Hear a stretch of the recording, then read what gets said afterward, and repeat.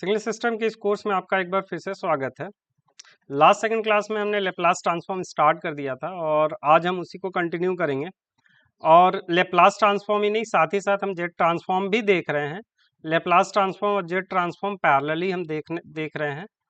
और इसकी प्रॉपर्टीज में आज सबसे पहली प्रॉपर्टीज देखते हैं कि मल्टीप्लीकेशन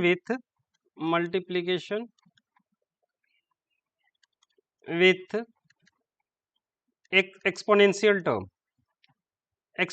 टर्म के साथ जब हम मल्टीप्लाई करते हैं तो क्या होगा। सपोज हमारे पास एफ टी है, एफ टी के साथ हम मल्टीप्लाई कर रहे हैं ई की power minus a t u T, ये हमारे पास है। जब एफ टी का लेप्लास ट्रांसफॉर्म हमारे पास क्या है, एफ एस है। ओके, तो ई की power minus a T F T, इसका लेप्लास ट्रांसफॉर्म क्या होगा। जरा कैलकुलेट करने की कोशिश करते हैं कि लेप्लास ट्रांसफॉर्म इसका क्या होगा। हमें फॉर्मूला पता है लेप्लास ट्रांसफॉर्म का, f s is equal to what, minus plus infinity f t e to the power minus h t d t, यही हमारे पास फॉर्मूला। तो यहाँ इसका अगर निकालना चाहे लेप्लास ट्रांसफॉर्म, तो minus infinity plus infinity f t e to the power minus a t e to the power minus h t d t. Hope clear है, इसमें कोई प्रॉब्लम ही नहीं है हमें। तो f t e to the power minus s plus a into t d t, ठीक है। अब हम लोग यहां से ही क्लियर कर लेंगे जो s प्लस ए है। अगर s प्लस ए, अब यहां एक बात तो क्लियर है, अगर s plus a greater than zero less than zero होगा तो नेचुरली ये इसका समेशन फाइनाइट नहीं होगा, क्योंकि ये टोटल टर्म पॉजिटिव बन जाएगा, यानी कि इसको must be greater than zero होना चाहिए। तो यहीं से हमारा कंडीशन निकल के आ जाता है कि आरओसी का कंडीशन क्या होगा। आरओसी का कंडीशन होगा s must be greater than minus a. अब यहां से ही हम इसका लेप्लास ट्रांसफॉर्म भी निकल के आ गया। वैसे इसका लेप्लास ट्रांसफॉर्म क्या निकल के आएगा, इसका लेप्लास ट्रांसफॉर्म निकल के आ जाएगा हमारे पास e to the power f s plus a, यहाँ एस के जगह एस प्लस ए आ जाएगा। ओके, जो हम यहाँ एस है उस एस को हम रिप्लेस कर देंगे एस प्लस ए से। क्लियर है, आई होप क्लियर होगा। और इसको हम लोग लिख सकते हैं और इसका आरओसी क्या लिखेंगे, आरओसी होगा हमारे पास s is greater than minus a. एक एग्जाम्पल से ही क्लियर हो जाएगा सारी चीजें। एग्जाम्पल लेके चल रहे हैं जिससे कि ज्यादा क्लियर होगा हमारे पास। सबसे पहला एग्जाम्पल लेके चलते हैं, e to the power minus a t u t, इसका लेप्लास ट्रांसफॉर्म क्या होगा। तो यूटी का लेप्लास ट्रांसफॉर्म हमें पता है ना, यूटी का लेप्लास ट्रांसफॉर्म 1/s।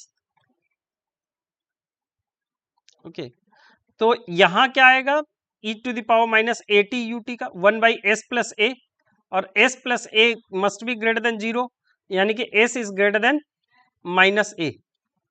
यानी कि लेप्लास ट्रांसफॉर्म कहाँ होगा, क्या होगा, जो हमारा माइनस एस प्लस ए को जीरो करो तो ए हमारा कुछ यहाँ, ये हमारे माइनस ए मिल रहा है, और ये कुछ ये हमारे पास आरओसी है। आरओसी क्या है, ये आरओसी है, ठीक है। या यूं कह लो कि एस ये सिग्मा है हमारे पास, तो यहाँ sigma is greater than minus a, mod of s greater than zero, ठीक है। अब e to the power a u t, इसका लेप्लास ट्रांसफॉर्म क्या होगा, इसका Laplace transform naturally e to the power minus a t है, e to the power minus a t का s plus a है, यहाँ एस माइनस ए आएगा, no doubt, कोई डाउट ही नहीं है। और यहाँ s minus A must be greater than zero, S minus A greater than zero, यानी कि एस इज ग्रेटर देन ए, यानी इसका लेप्लास ट्रांसफॉर्म क्या होगा, ए यहाँ है कहीं, और ये जो हमारा सिग्मा है, एस ग्रेटर देन ए का मतलब सिग्मा की बात हो रही है, जे ओमेगा की हम बात ही नहीं करते हैं, सिग्मा की बात करते हैं, ये हम लोगों ने पहले भी देख रखा है। तो लेप्लास ट्रांसफॉर्म क्या होगा, इसका आरओसी, ये आरओसी होगा, आई होप क्लियर हो गया होगा। ठीक है, अगर सपोज हमारे पास फंक्शन जो है हमारे पास e to the power -at u of -t हो, तब इसका लेप्लास ट्रांसफॉर्म और इसका इसका क्या आरओसी क्या होगा? तो लेप्लास ट्रांसफॉर्म तो वही होगा, यही होगा सेम 1/s+a, बट इसका आरओसी डिफर होगा। इस केस में जो आरओसी था कि real part of s+a must be greater then 0, यहाँ चूंकि हमारा जो ग्राफ है u ऑफ -t वो लेफ्ट हैंड साइड है, यूं है, तो यहाँ जो हमारा साइन होगा ये चेंज हो जाएगा, क्योंकि इस केस में आप देखो कि अगर यही चीज हम ये करें कि e टू द पावर जो हमारा फंक्शन है वो फंक्शन अगर हमारा नेगेटिव साइड में है तो इसे इसे नेगेटिव होना होगा पॉजिटिव बनाने के लिए। तो यहां हमारा s real part of s+a must be less than 0, यानी कि sigma must be less than -a, ये हमारा आरओसी होगा। आई होप क्लियर हो। कोई डाउट हो तो प्लीज चैट बॉक्स में पूछिएगा। तो यानी कि हमारा सपोज -a ये है, तो आरओसी क्या होगा? आरओसी होगा जस्ट ये हमारा इस तरफ, ये होगा आरओसी। ठीक है, वैसे ही अगर हमारे पास फंक्शन है e to the power u of -t, इसका लेप्लास ट्रांसफॉर्म क्या होगा? 1/s-a, वही होगा, यही है 1/s-a, बट आरओसी डिफर होगा। आरओसी ये तो वही है, बट आरओसी ये नहीं होगा, आरओसी वही नहीं होगा। आरओसी क्या हो जाएगा? इसका real part of s-a must be less than 0, यानी sigma must be less than a, यानी आरओसी क्या आ जाएगा? ये हमारा a है, तो आरओसी होगा u।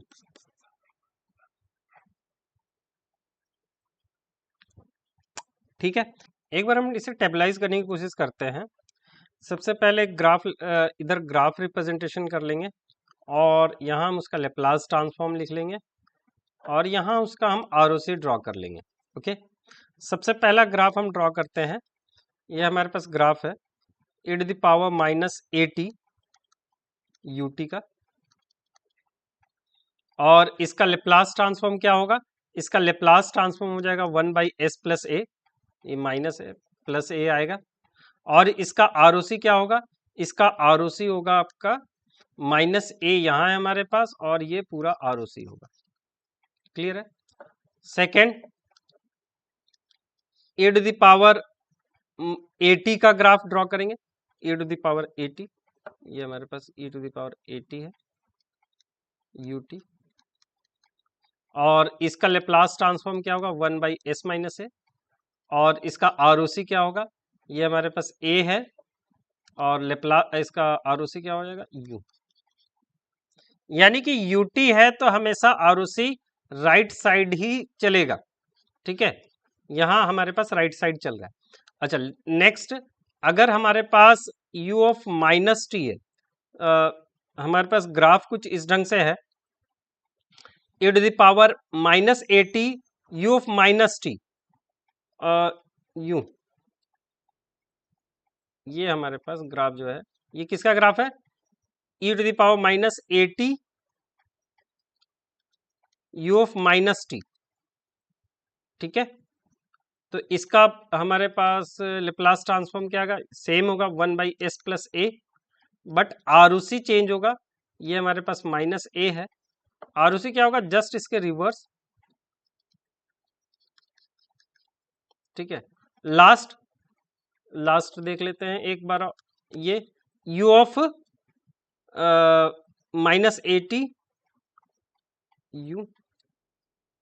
u of -t u of e⁻at u of -t, इसका लेप्लास ट्रांसफॉर्म क्या होगा? 1/s-a, यही होगा सेम, लेकिन इसका आरओसी क्या होगा?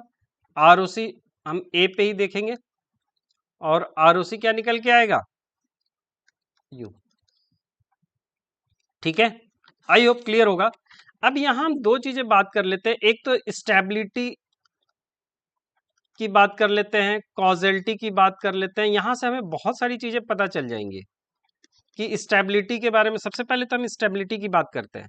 तो हमें पता है कि किसी भी सिस्टम के लिए अगर स्टेबल की बात करते हैं तो उसके लिए क्या कंडीशन जरूरी है, बीबो, जो हम कई बार देख चुके हैं कि बाउंडेड इनपुट होगी तो बाउंडेड आउटपुट आएगी, तभी वो स्टेबल होगा। एक बात और क्लियर है कि ये किसी भी सिस्टम के लिए अगर स्टेबिलिटी की बात करें तो minus infinity two plus infinity H t d T, इस ये जो है ये लेस देन इन्फिनिटी होना चाहिए, यही स्टेबिलिटी के लिए मेन कंडीशन है। ठीक है, ये भी हमें पता है। अब अगर हमें लेप्लास ट्रांसफॉर्म पता है तो क्या हम स्टेबिलिटी बता सकते हैं? बिल्कुल बता सकते हैं। कैसे बता सकते हैं? तो किसी भी सिस्टम का ये सिस्टम ये चार सिस्टम हम देख पा रहे हैं। इन चारों सिस्टम में आरओसी, जिनका आरओसी के अंदर सबसे इंपॉर्टेंट चीज है कि अगर e⁻⁻80ut, क्या इसका हम लोग फूरियर ट्रांसफॉर्म निकाल सकते हैं? निकाल सकते हैं, बिल्कुल फूरियर ट्रांसफॉर्म निकाल सकते हैं। क्या इसका फूरियर ट्रांसफॉर्म निकाल सकते हैं? नहीं, ये इसका फूरियर ट्रांसफॉर्म नहीं निकाल सकते। ये सिस्टम फूरियर ट्रांसफॉर्म निकाल सकते हैं, मतलब सिस्टम स्टेबल है तभी फूरियर ट्रांसफॉर्म निकाल सकते हैं। ये सिस्टम स्टेबल नहीं है, ये भी सिस्टम स्टेबल नहीं है, क्योंकि इसका भी हम फूरियर ट्रांसफॉर्म नहीं निकाल सकते हैं। ये इन्फिनाइट को जा रहा है। और ये सिस्टम इसका फूरियर ट्रांसफॉर्म निकाल सकते हैं और ये स्टेबल सिस्टम है। और इन दोनों में सिमिलरिटी क्या देखने को मिल रही है कि वो वाई एक्सिस, ये हमारा जो इमेजिनरी एक्सिस है, इसको हमारा आरओसी जो है वो इंक्लूड कर रहा है। आरओसी के अंदर ये इमेजिनरी एक्सिस आ रहा है। ठीक है, तो यहां से एक चीज हम कंक्लूड कर सकते हैं कि कभी भी अगर आरओसी जे ओमेगा एक्सिस को इंक्लूड कर रहा है तो वो सिस्टम हमारा स्टेबल है, पहली बात। और दूसरी बात है उसका फूरियर ट्रांसफॉर्म हम लोग निकाल सकते हैं। जिसका आरओसी के अंदर, ये आरओसी में अगर जे ओमेगा एक्सिस नहीं है तो उसका फूरियर ट्रांसफॉर्म नहीं निकाल सकते हैं। और वो सिस्टम कैसा है? वो सिस्टम अनस्टेबल है। आई होप क्लियर होगा। तो यहां से हम स्टेबिलिटी के बारे में हम केवल आरओसी देख करके हम बता सकते हैं कि सिस्टम स्टेबल है या अनस्टेबल है। ठीक है, कि अगर वो जे ओमेगा एक्सिस इंक्लूड कर रहा है तो सिस्टम हमारा स्टेबल है, सिस्टम इज स्टेबल। और अगर j omega axis is not included तो हम कहेंगे कि सिस्टम जो है वो अनस्टेबल है। आई होप क्लियर हो गया होगा। दूसरी बात है कॉजलिटी की। अगर कॉजल की बात करें तो कॉजल सिस्टम क्या होता है? कॉजल सिस्टम सेम है कि अगर हम लोग कॉज दे रहे हैं तभी आउटपुट आना चाहिए। जब हम इनपुट दे रहे हैं तब सिस्टम आउटपुट रिस्पॉन्ड करे। अगर हम सिस्टम में इनपुट ही नहीं दिए तो आउटपुट नहीं आना चाहिए। यानी ये फ्यूचर वैल्यू पे डिपेंड नहीं करना चाहिए कि हम इनपुट फ्यूचर में देने वाले हैं और आउटपुट अभी मिल रहा है। यानी प्रेजेंट एंड पास्ट इनपुट पे ही हमारा सिस्टम डिपेंड करना चाहिए। वैसे सिस्टम को हम कॉजल सिस्टम कहते हैं, ये हम लोगों ने इंट्रोडक्शन पहले ही देख रखा है। ठीक है, तो कोई भी सिस्टम अगर राइट साइडेड, ये सिस्टम कब होगा, कोई भी सिस्टम कॉजल कब होगा? सिस्टम कॉजल होने के लिए सबसे इंपॉर्टेंट कंडीशन है कि जो आरओसी है वो राइट साइडेड होना चाहिए। जैसे इस केस में इस केस में, दोनों केस में देखते हैं। इन दोनों केस में ये सिस्टम दोनों के दोनों राइट, ये दोनों सिस्टम कैसे हैं? ये system time equal to T equal to 0 से स्टार्ट हो रहा है, ये मतलब राइट साइडेड है। तो इनके आरओसी भी राइट साइडेड है, आरओसी राइट साइडेड है। ये दोनों सिस्टम जो है, इन दोनों सिस्टम में हमारे पास नेगेटिव टाइम है, तो जो हमारा आरओसी है वो लेफ्ट साइडेड है। तो यहां से ये कंक्लूड कर सकते हैं कि कॉजलिटी के लिए आरओसी जो होना चाहिए वो राइट साइडेड होना चाहिए। तो कोई भी सिस्टम कॉजल हो साथ ही साथ स्टेबल हो, तो इन दोनों के लिए हमारा आरओसी के लिए क्या कंडीशन है कि एक तो सबसे पहला राइट साइडेड हो और दूसरा क्या हो, राइट साइडेड हो, और दूसरा क्या हो कि जे ओमेगा एक्सिस को इंक्लूड करता हो। आई होप मेरी बात क्लियर होगी। ठीक है, अब नेक्स्ट हम लोग कुछ एग्जांपल्स देख लेते हैं। सपोज हमारे पास e to the power -3t e to the power -3t ut है। इसका लेप्लास ट्रांसफॉर्म क्या होगा 1/s+3। और नेचुरली इसका जो हमारा ROC कहाँ है, ROC हमारा s = -3 है, हमारा ROC ये है। ठीक है, नेक्स्ट है e to the power 2t ut। इसका लेप्लास ट्रांसफॉर्म क्या होगा 1/s-2। और इसका ROC क्या होगा u। अगर इन दोनों को हम कंबाइंड कर दे तो यानी e to the power -3t ut plus e to the power 2t ut, इनका लेप्लास ट्रांसफॉर्म नेचुरली ये दोनों कंबाइंड होंगे 1/s+3 प्लस 1/s-2। क्या ये आंसर होगा, ये डिपेंड करता है कि इनके बीच में कोई कॉमन ROC है या नहीं। अगर कॉमन ROC नहीं है तो ये लेप्लास ट्रांसफॉर्म इसका हम कैलकुलेट नहीं कर सकते हैं। तो यानी कि हम इसका चेक करना पड़ेगा, इन दोनों को -3 यहाँ है, 2 यहाँ है। अब इन दोनों का हमें ROC चेक करना पड़ेगा। इनका ROC ये है और इनका इसका ROC ये है, तो इसमें कॉमन ROC है ये, यानी कि एक हमारे पास कॉमन ROC ये मिल गया है। तो इसका मतलब इसी ROC के लिए, मतलब ये आंसर करेक्ट है कब, किसके लिए, तो sigma must be greater then 2 के लिए करेक्ट है। अगर ये कॉमन ROC नहीं मिलता तो क्या सिस्टम का आउटपुट निकल पाता, क्या हम उसका लेप्लास ट्रांसफॉर्म निकाल सकते, नहीं निकाल सकते। एक एग्जांपल के तौर पे हम 1-2 एग्जांपल देख लेते हैं तो ज्यादा क्लियर हो जाएगा। सपोज हमारे पास एक एग्जांपल है ft is equal to e to the power 4t ut plus e to the power 2t ut plus e to the power -2t u of -t plus e to the power -4t u of -t। ठीक है, एक एक करके सबका देख लेते हैं। इसका लेप्लास ट्रांसफॉर्म क्या आएगा 1/s-4 plus s-2 plus 1/s+2 plus 1/s+4। इसका लेप्लास, इसका अब ROC देख लेते हैं। ROC ये आ गया आपका 2 पे 4 पे -2 पे -4 पे। ठीक है, अब एक एक करके इसके लिए ROC क्या होगा, इसके लिए ROC राइट साइडेड है, 4 के बाद है यानी यू है। इसके लिए ROC क्या है, इसके लिए ROC, इसके लिए भी ROC राइट साइडेड है और इन दोनों में कॉमन ये है। अब इसके लिए ROC क्या है, ये ROC हमारे पास s = -2 है लेकिन u of -t यानी लेफ्ट साइडेड है। इसके लिए ROC क्या है, ये भी लेफ्ट साइडेड है। मतलब इन दोनों के लिए कॉमन ये है और इन दोनों के लिए कॉमन ये है। इन चारों को अगर देखें तो इन चारों का कोई कॉमन ROC नहीं निकल के आ रहा है। इसका मतलब इनका लेप्लास ट्रांसफॉर्म हम कैलकुलेट नहीं कर सकते हैं। No Laplace transform exist for this function. Clear है, इन दोनों के लिए हमारे पास लेप्लास ट्रांसफॉर्म क्या है, इन दोनों का अगर इन दोनों का देखें तो सिग्मा इज लेस देन -4 है, इनके लिए सिग्मा ग्रेटर देन 4 है और इन दोनों में कॉमन कुछ भी नहीं है, यानी कि लेप्लास ट्रांसफॉर्म नहीं निकाल सकते हैं। No Laplace transform exist. Clear सी बात है। ठीक है, या ft का लेप्लास ट्रांसफॉर्म डिफाइन इसका डिफाइन नहीं होगा। ठीक है, आई होप यहाँ से क्लियर हो गया होगा मेरा मैसेज। नेक्स्ट हम जेट ट्रांसफॉर्म पे आते हैं, लेकिन नेक्स्ट क्लास में हम जेट ट्रांसफॉर्म में सेम सारी चीज़ें जो आज हमने देखी हैं वो सारी चीज़ें जेट ट्रांसफॉर्म में देखेंगे नेक्स्ट क्लास में। आज के लिए बस इतना ही। Thank you for watching.